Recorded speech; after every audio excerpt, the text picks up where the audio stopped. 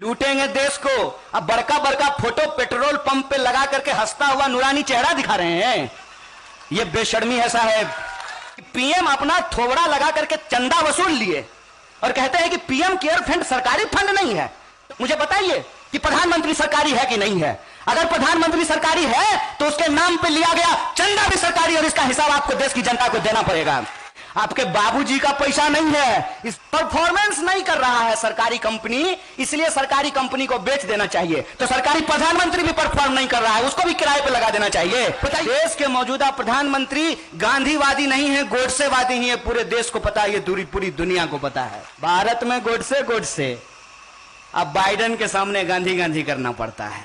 एक तरफ देश के किसान लड़ रहे हैं और देश के बेईमान फोटो खिंचवा रहे हैं अमेरिका में जाकर के। यह जो सरकार है जो पैर धोती है सफाई कर्मचारी का, वो सिर्फ फोटो खिंचवाने के लिए धोती है और जब मौका मिलेगा तो इस देश की राष्ट्रीय संपत्तियों को बेचती है। आपके बीच में आकर के मुझे यह महसूस होता है कि मैं आपके घर का हूं, आपका बच्चा हूं, आपका नमक खाया हूं। कदम से कदम मिला करके आपके साथ लड़ेंगे। कांग्रेस पार्टी में शामिल होने के बाद यह मेरा सबसे पहला कार्यक्रम है और मैं बयान नहीं कर सकता हूं कि मुझे कितनी खुशी हो रही है।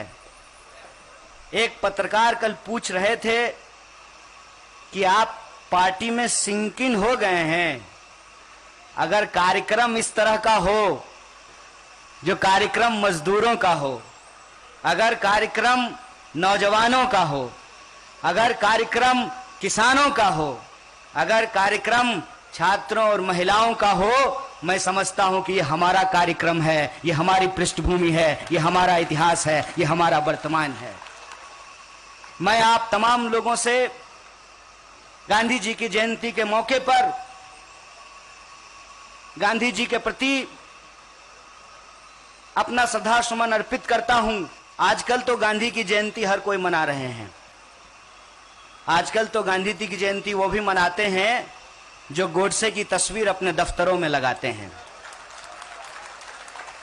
मैं समझता हूं कि ये गांधीवाद की जीत है और गोडसेवाद की हार है कि आप अपने घरों में, अपने दफ्तरों में, अपनी मीटिंगों में गोडसे की तस्वीर लगाते हैं। आपके दिलों में गोडसे बसते हैं, लेकिन अगर इस देश के सम्मानित पद पर होंगे तो गांधी के सामने शीश झुकाना पड़ेगा। यह गांधीवाद की जीत है। देश के प्रधानमंत्री को राजघाट पर जाकर के गांधी जी के समाधि पर फूल चढ़ाना पड़ रहा है। सबको पता है कि देश के मौजूदा प्रधानमंत्री गांधीवादी नहीं है, गोडसेवादी ही है। पूरे देश को पता है, ये पूरी दुनिया को पता है।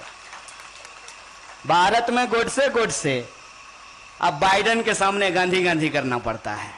अगर हम भारत को मजबूत बनाना चाहते हैं तो मजदूर मजबूरी का नाम नहीं है। इसीलिए मैं कहता हूं, जब भी कोई ये मुहावरा आपके सामने कहे मजबूरी का नाम महात्मा गांधी, तो उसको तुरंत कहिए, रे भाई मजबूरी का नाम गोडसे होगा, मजबूती का नाम महात्मा गांधी होता है। इस बात को याद रखना। एक प्रकरण मैं आपको याद दिलाता हूं। कुंभ मेले में देश के पंत प्रधान मजदूरों का पैर धो रहे थे। देखे थे कि नहीं वो वीडियो?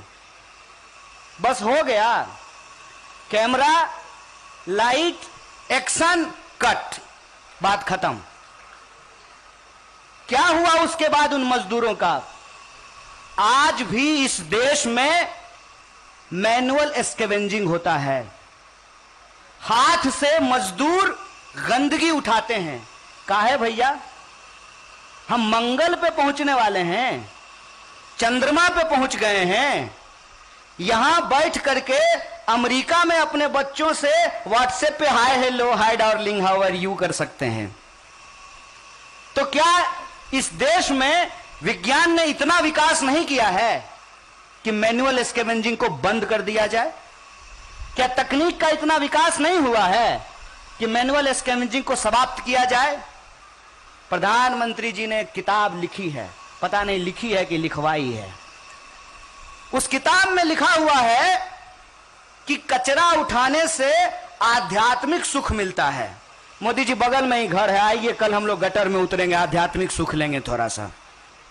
9 महीने से किसान दिल्ली की सीमाओं पे बैठे हुए हैं। एक तरफ देश के किसान लड़ रहे हैं और देश के बेईमान फोटो खिंचवा रहे हैं अमेरिका में जाकर के।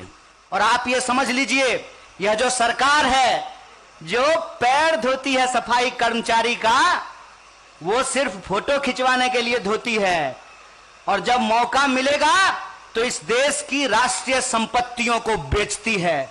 और आप जानते हैं कि जब राष्ट्रीय संपत्तियां बिकेगी, जब रेलवे बिकेगी, जब एयर इंडिया बिकेगा, तो उसमें असंगठित क्षेत्र से मजदूर काम करने के लिए आएंगे।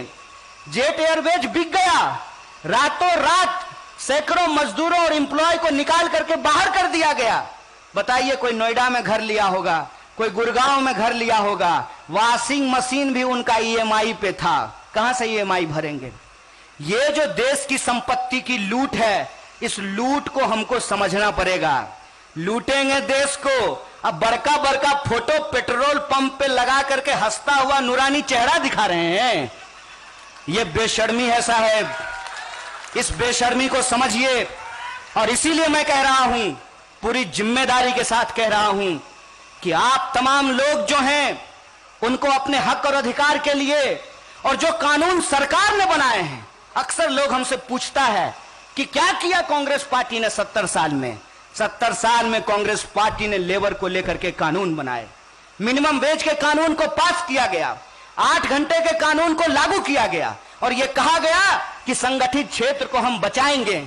इस देश के जो बेरोजगार हैं, जो ग्रामीण बेरोजगारी है, उसको दूर करने के लिए हम मनरेगा लेकर के आएंगे। और इस देश के जो नागरिक हैं उनको यह पूछने का अधिकार है कि पीएम अपना थोबड़ा लगा करके चंदा वसूल लिए और कहते हैं कि पीएम केयर फंड सरकारी फंड नहीं है। तो सरकारी फंड नहीं है तो कौन सा फंड है? मुझे बताइए कि प्रधानमंत्री सरकारी है कि नहीं है। अगर प्रधानमंत्री सरकारी है तो उसके नाम पे लिया गया चंदा भी सरकारी, और इसका हिसाब आपको देश की जनता को देना पड़ेगा। इसीलिए जब सूचना के अधिकार के कानून को पास किया गया तो जनता को यह अधिकार दिया गया कि आप अपने अधिकारियों से पूछ सकें कि एडीएम साहब बताइए कुर्सी कितना में खरीद करके लाए हैं? आपके बाबूजी का पैसा नहीं है, इस देश के टैक्स पेयर का पैसा है। हमको बताइए कि इस रोड में कितना का फंड आया है और कितना का घोटाला आप किए हैं। यह सूचना का अधिकार है। इस देश को आगे बढ़ाने की जरूरत थी। कहते हैं ना, थोड़ा सा गिला शिकवा क्या हुआ हमारे घर में कि पड़ोसी ने मुकदमा बिठा दिया है। पड़ोसी ने मुकदमा बिठा दिया है। दिक्कत हो सकती है, गवर्नेंस में प्रॉब्लम हो सकता है, करप्शन का प्रॉब्लम हो सकता है।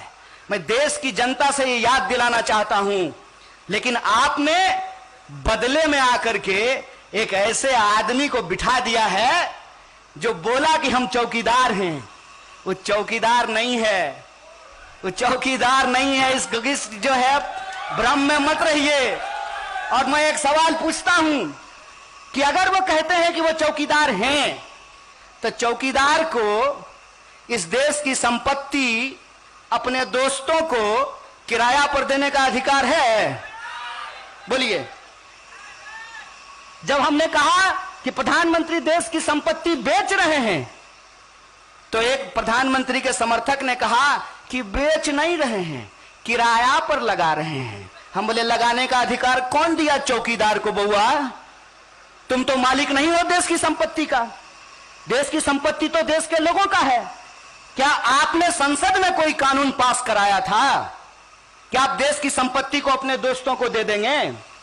देश की सर्वोच्च संस्था में कोई बहस हुई थी और आप किराए पे क्यों लगा रहे हैं?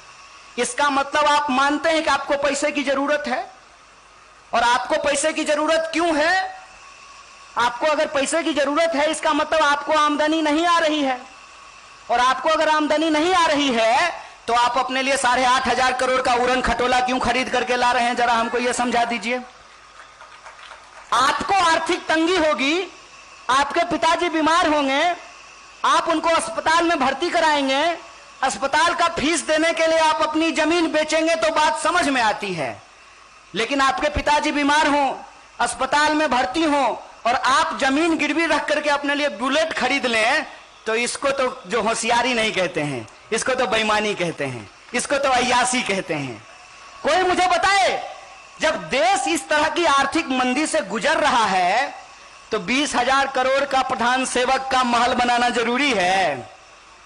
वो 20,000 करोड़ अगर न्याय योजना के तहत, कांग्रेस पार्टी का घोषणा पत्र उठा करके देख लीजिएगा, वो 20,000 करोड़ अगर न्याय योजना के तहत इस देश के बेरोजगार नौजवानों को देना पड़ता तो मूर्खता की तरह यह नहीं करना पड़ता, नहीं कहना पड़ता कि पीएचडी करके पकौड़ा तलिए। अगर वो 20,000 करोड़ इस देश के लोगों को मिलेगा तो उनकी खरीदने की क्षमता बढ़ेगी, और जबकि हमारी खरीदने की क्षमता बढ़ेगी तो हम बाजार से जूता खरीदने के लिए जाएंगे, और जब हम जूता खरीदने के लिए जाएंगे तो जूता बनाने वाली कंपनी का मांग बढ़ेगा, मांग बढ़ेगा तो रोजगार बढ़ेगा। दोस्त का 20,000 करोड़ माफ करने से देश की आर्थिक व्यवस्था नहीं सुधरेगी। दोस्त के खजाने से 20,000 करोड़ लीजिए और देश की आम जनता में उसको न्याय योजना के तहत बांटिए, तब देश की अर्थव्यवस्था बचेगी। यह बात हम लोगों को समझना होगा। बेईमानी गुरु, बेईमानी। देश के मजदूरों का अधिकार छीन लीजिए, देश के किसानों का अधिकार छीन लीजिए। फसल बेचने के नाम पर देश की कृषि आप अपने दोस्तों को हवाले कर देना चाहते हैं।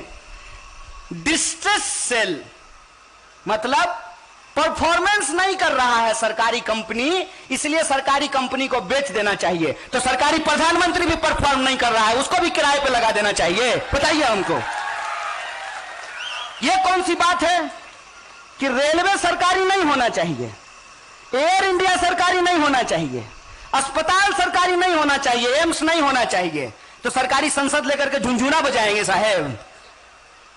जब सरकारी अस्पताल नहीं होगा, सरकारी स्कूल नहीं होगा, सरकारी रेलवे नहीं होगी, सरकारी एयर इंडिया नहीं होगा, सरकारी बीएसएनएल नहीं होगा, सरकारी एलआईसी नहीं होगी, तो सरकारी गृह मंत्री लेकर के चाटेंगे उसको। क्या करेंगे हमको बता दीजिए जरा।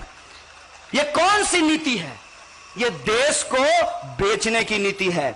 इसीलिए हमारे नेता श्री राहुल गांधी जी कहते हैं कि हम दो हमारे दो, दो बेच रहा है, दो खरीद रहा है। इस पॉलिसी को समझिए, और इसकी सीधी मार अगर किसी के ऊपर पड़ने वाली है तो इस देश के गरीबों और मजदूरों के ऊपर पड़ने वाली है। और मैं आपको बोला कि आपके बीच में आकर के मुझे यह महसूस होता है कि मैं आपके घर का हूं, आपका बच्चा हूं, आपका नमक खाया हूं। कदम से कदम मिला करके आपके साथ लड़ेंगे और शास्त्री जी और गांधी जी के सपनों के भारत का निर्माण करेंगे। शुक्रिया। इंकलाब जिंदाबाद।